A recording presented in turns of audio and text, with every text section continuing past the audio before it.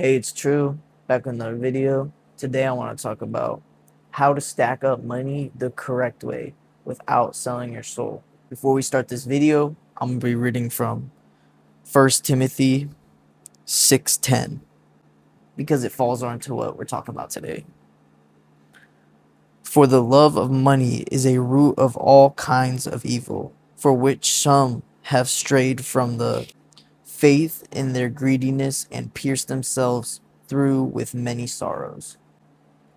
To first start this video, I want to say most of the time you're not going to get rich fast. You're not going to instantly become wealthy or super comfortable with what you're doing if you're already in the hole, unless you're doing illegal things or gambling, things in that nature. So those things are not going to be talked about in this video. What I'm going to be talking about is being disciplined with your money and having self-control with what you're buying and what you're using your money for, having your money work for you. Get into the place where you can have the money work for you, because big money is going to make big money. And if you don't have that much money, little money is going to make little money. So if you want to really have that jump to the hundreds of thousands to maybe even the $1 million, you're going to have that discipline with the money in the first place. So first I want to talk about whatever you're making monthly, you should be saving 50% to 70% of that money, putting that away. And if you're not, you need to start doing this. And if you're saying you can't because your expenses are too high, you need to either work more, get that payment that you're getting every monthly, your monthly amount.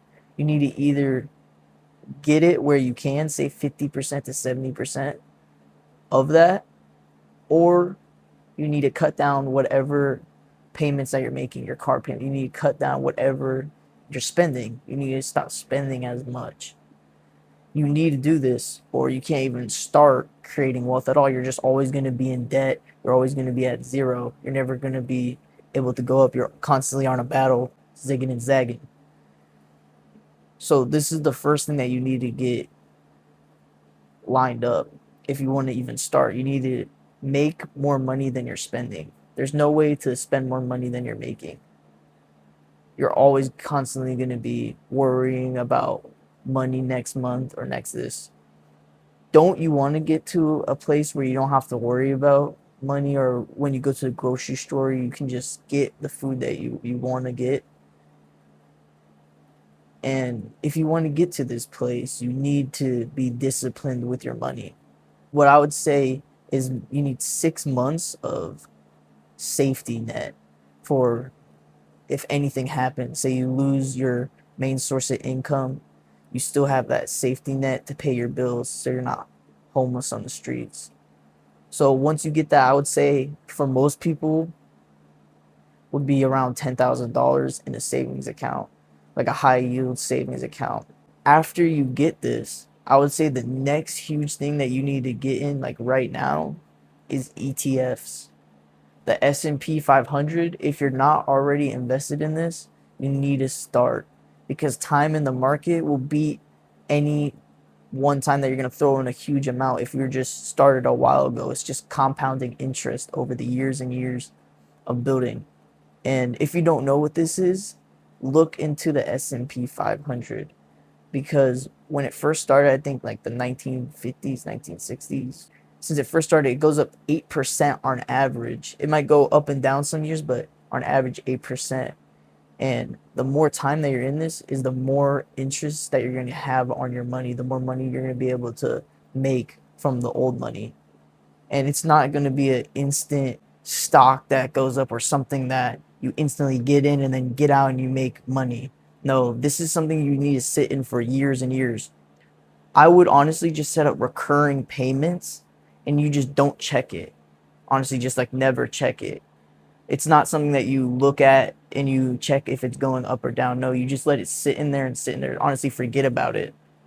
And just, I would say you maybe even want like 60% of all your savings or your money that you have in there, because that's going to compound and make you more money than just sitting in your savings account, no amount of saving account interest is gonna even compare to you having your money in the S&P 500. So that's why I say get in now. The best time to start investing is now if you haven't. After you have that safety deposit in your savings account, I would instantly start putting money into investing in the S&P 500. The two websites that I know of, there's multiple more websites, but the two I would say that are great is either Vanguard, or Infidelity. And these are the two main ones that I know that's been around for years and it's trusted and invest easily and set up recurring payments and to see everything that you have. And they also do have savings accounts. This one's going to be kind of controversial. I would say is no credit cards. Don't get credit cards. Don't use credit cards. I would say credit cards are terrible, and I feel like this is why most Americans are failing and that are in debt. They don't even own the things they have, and this is leading to another one: depreciating assets. Right when you buy a car, it's gonna depreciate instantly. So if you're gonna buy big things like this, don't put it on credit cards. Don't buy jewelry with credit cards. Don't buy certain things with credit cards. Depreciating assets, what I would say is buy it straight cash. Just buy it with the money that you have. Don't put it on a credit card. Don't owe money on stuff that's just depreciating.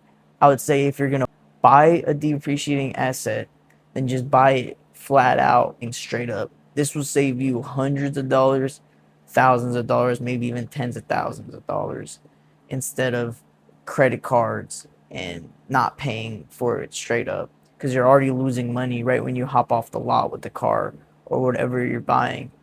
And what you need to do is cancel that or make it as less money that you lose as possible. And by not using credit cards, by paying it with the money that you have. If you can't afford these things, then just don't buy them. That's what people struggle with. People are buying cars they can't afford, buying clothes they can't afford, going to dinners they can't afford, doing everything when they're just in the hole and they just keep digging deeper and deeper and deeper. And they say they want to get out of being in debt and they want to not stress over paying the bills constantly every month, but they don't want to have the discipline. And I'm not making this video to think that I'm doing super well or I have so much money or saying money is everything. Money is not everything in life. And the love of money is evil. My last video, I just put the Bible verse. I think it's Matthew 6:24. But what I'm saying, you can use money for great things. You can use money to start a family. And I'm gonna talk about this. I feel like most people, what I want at least, I want to stay at home wife and I want to provide for my family. But nowadays, men can't provide. They can't have one household breadwinners because of how expensive stuff is. But that's not an excuse. You need to go out and make that money if that's what you think is correct. You need to go out and have the discipline with your money and know and figure out and learn how to make your money work for you over time so you can be able to have the things that you want and start the family that you need. Because people my age, around in their 20s, they couldn't even afford a family and they're not. People aren't getting married anymore. People aren't having kids and it's just going to keep getting worse, honestly. And if you don't want to be one of those sheep, you must be able to become disciplined with money and be able to use it for good so you can have the things that you want and you can help the people that you need to help.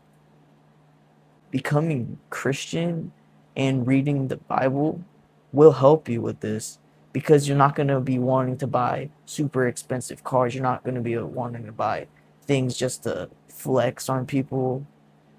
You're not going to be going out drinking at clubs. I hope not. If you're trying to follow the Lord, you're not going out and indulging in those degenerate behaviors. And this will help you so much with spending, with consumption, with the main problem with most Americans have with being in debt, with just reading the word.